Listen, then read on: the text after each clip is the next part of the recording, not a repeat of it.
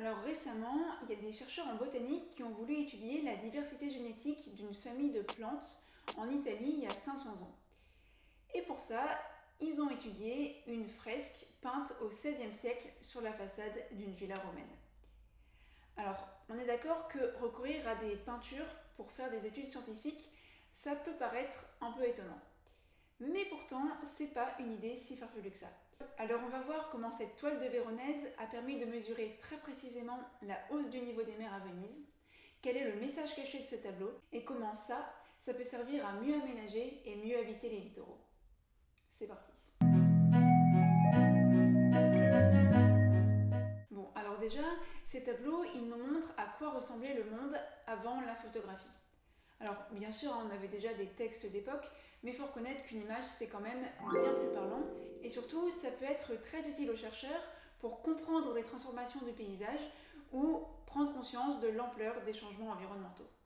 Dans certains cas, et d'ailleurs c'est assez impressionnant, les chercheurs ont pu mesurer la fonte des glaces ou la montée des eaux dans un endroit donné grâce à des tableaux.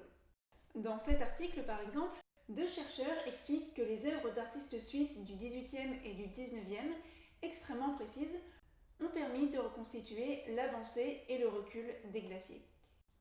Cette image de Jean-Antoine Link, par exemple, elle illustre très précisément le recul de la mer de glace. Et cette image-là, de Samuel Biermann, elle témoigne, elle, de l'extension de la mer de glace début XIXe. Les chercheurs montrent qu'en croisant ces tableaux avec des textes d'époque, on peut documenter très précisément l'évolution des glaciers à la fin du plitage glaciaire, puis leur extension. Et d'ailleurs, comparer ces représentations anciennes à des photos récentes, ça a été un moyen très marquant de se rendre compte de l'ampleur des changements environnementaux. On voit bien que la même chose avec des textes, ça aurait été un petit peu moins spectaculaire quand même. Alors, un autre article assez incroyable, c'est celui-là. Dario Camufo, un chercheur italien, nous explique comment il a pu reconstituer très précisément la hausse du niveau des mers à Venise grâce à des tableaux du XVIe siècle. Alors, comment il s'y est pris? Déjà, il s'est assuré que les tableaux représentaient bien la réalité. Alors, a priori, c'était le cas, puisqu'à l'époque, les peintres utilisaient beaucoup la caméra obscura. C'est un peu l'ancêtre de l'appareil photo, donc ça permettait en fait d'obtenir sur papier l'image de la réalité pour ensuite la décalquer. Et en plus, le chercheur a comparé les tableaux avec des photographies actuelles pour s'assurer que les artistes n'avaient rien inventé.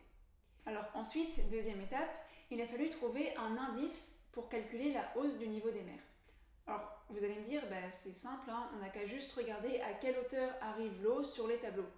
Alors c'est une bonne idée, mais ça fonctionne pas vraiment puisqu'il y a les marées. Donc le niveau des mers représenté sur un tableau, ça peut correspondre à n'importe quel niveau entre la marée basse et la marée haute. Alors ce qui est plus intéressant, c'est de regarder ça.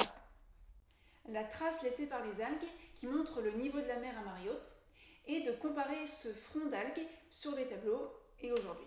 Par exemple, sur ce tableau de Véronèse, on voit 5 marches sans algues.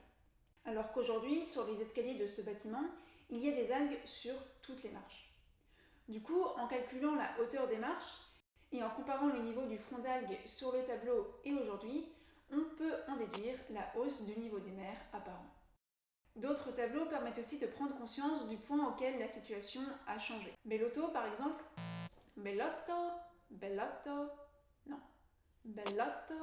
Bellotto, par exemple, représente ici un escalier qui aujourd'hui est complètement submergé. Bon, on voit que les tableaux sont quand même pas mal utiles.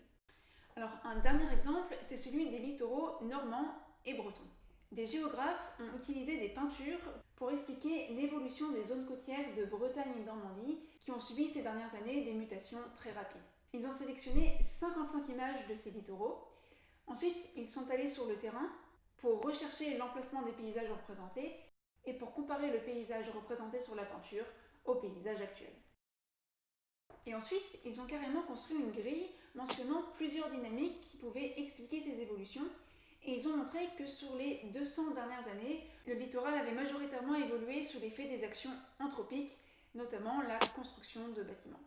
Alors vous allez me dire, c'est super, mais tout ça, ça sert à quoi concrètement? Et bien justement, étudier des tableaux, ça a une utilité concrète. Je ne sais pas si vous connaissez par exemple le projet Cherish, qui qui consiste à étudier les images historiques du XVIIIe pour améliorer la gestion des risques sur les côtes de l'Angleterre. Grâce aux images, les chercheurs ont obtenu des infos sur les conséquences des transformations côtières.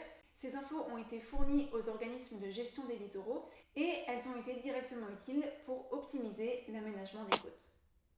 Alors, un autre exemple de l'utilité de l'étude des tableaux, 2 chercheurs australiens ont montré qu'étudier des tableaux pouvait être très utile pour mieux connaître les écosystèmes passés et pour mener des politiques de restauration des écosystèmes plus efficaces.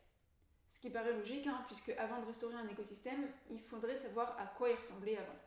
Ils expliquent qu'en comparant les infos fournies par ces œuvres d'art avec des textes de botanistes ou de diplomates de l'époque, ils ont vu que les tableaux donnaient souvent des infos exactes sur le paysage et documentaient des changements qui pouvaient s'expliquer historiquement, comme par exemple la coupe d'arbres ou la diminution de plantes exotiques qui s'explique par la colonisation européenne en Australie.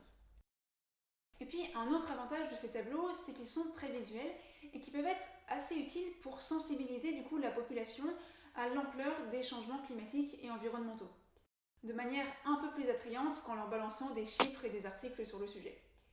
Par exemple, 2 chercheurs se sont intéressés à la représentation des inondations en peinture et ils montrent que les tableaux d'inondation peuvent être très utiles pour mettre en œuvre une vraie culture du risque en créant par exemple des sentiers à thème bordés de tableaux d'inondation pour rappeler aux gens que ces espaces ont pu être inondés dans le passé, pour inciter les gens un peu à rester vigilants. Mais c'est pas fini, les tableaux ont aussi une autre utilité, savoir comment on fréquentait un lieu à l'époque. Et parfois, on peut vraiment avoir des surprises. Par exemple, la plage, qui est aujourd'hui The Place to Be, a longtemps été considérée comme un lieu un peu repoussant, pas très attrayant, et surtout pas du tout comme un espace de loisirs. Et ça, c'est les tableaux qui peuvent nous le dire. Rémi Knafou, par exemple, a montré que les peintres du siècle d'or hollandais représentaient d'abord des pêcheurs et des commerçants dans leurs scènes de plage, puis vers 1640, ils ont commencé à peindre des citadins qui se promenaient en bord de mer. Ces tableaux, ils montrent que pendant très longtemps, les plages ont été considérées comme des lieux de production fréquentés uniquement par les classes laborieuses, et que c'est seulement vers 1640 qu'elles deviennent des lieux de loisirs fréquentés par les citoyens aisés. Donc oui, les tableaux peuvent aider les chercheurs à comprendre l'environnement et la société. Mais parfois, c'est l'inverse, ce sont les chercheurs qui peuvent nous permettre de comprendre le sens caché des tableaux. Parce que oui, des tableaux comme celui-ci peuvent avoir un message caché. Je vous explique. Quand le chercheur Alexis Metzger a étudié des tableaux du siècle d'or hollandais, il s'est rendu compte que les paysages d'hiver étaient très nombreux. A priori, il n'y a rien d'étonnant, puisqu'on était en plein dans le petit âge glaciaire, une période de refroidissement généralisé des températures mondiales. Mais il s'est rendu compte quand même de trucs bizarres. Il a regardé les relevés d'époque, donc toutes les données météorologiques ou les observations des gens, et il s'est rendu compte qu'il y avait certaines incohérences. Par exemple, il y avait énormément de neige dans les tableaux, même à des moments où la neige n'était pas si abondante que ça, et il y avait très souvent du gel dans les toiles des peintres, alors qu'en fait, ils gelaient pas du tout tous les hivers. Donc ce qu'a découvert Alexis Metzger, c'est que les artistes falsifient un peu la réalité, mais dans un but précis. Le premier objectif, c'était de représenter des hivers très rigoureux pour se distinguer des Espagnols, qui à l'époque étaient les grands ennemis de la Hollande, et permettre aux gens de se constituer une identité autour du froid et de la neige, et en opposition aux paysages ensoleillés de leur ennemi espagnol. Le second objectif, c'était d'enjoliver un peu la réalité en montrant des étangs gelés où toutes les classes sociales se baladaient, jouaient ensemble, en occultant du coup un petit peu le fait qu'en fait les gens mouraient de froid dans les caniveaux et que la société était pas si égalitaire que ça en réalité. Ce qui permettait de donner l'image d'une société unie et de se présenter aux autres puissances comme une nation libre et heureuse, capable de maîtriser le mauvais temps. Bref, vous voyez qu'ici, c'est la géographie et la climatologie qui permettent de comprendre comment ce tableau peut être politique. Comment ? Qu'est-ce qu'il y a ? Ah oui, non, c'est vrai qu'il ne faut pas oublier qu'une peinture, c'est toujours une représentation subjective et donc pas forcément réaliste de la réalité. Mais justement, le fait que les tableaux soient subjectifs, ça ouvre la porte à plein de recherches passionnantes. Ça permet de voir comment les artistes considéraient un espace et comment ils choisissaient de le représenter. Et c'est justement ce qu'a fait le géographe Jean-François Stasac à propos de la peinture de Gauguin.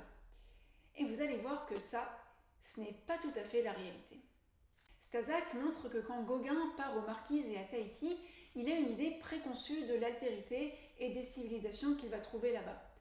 Il a fait ses petites recherches et il s'attend à trouver là-bas des peuples sauvages et authentiques.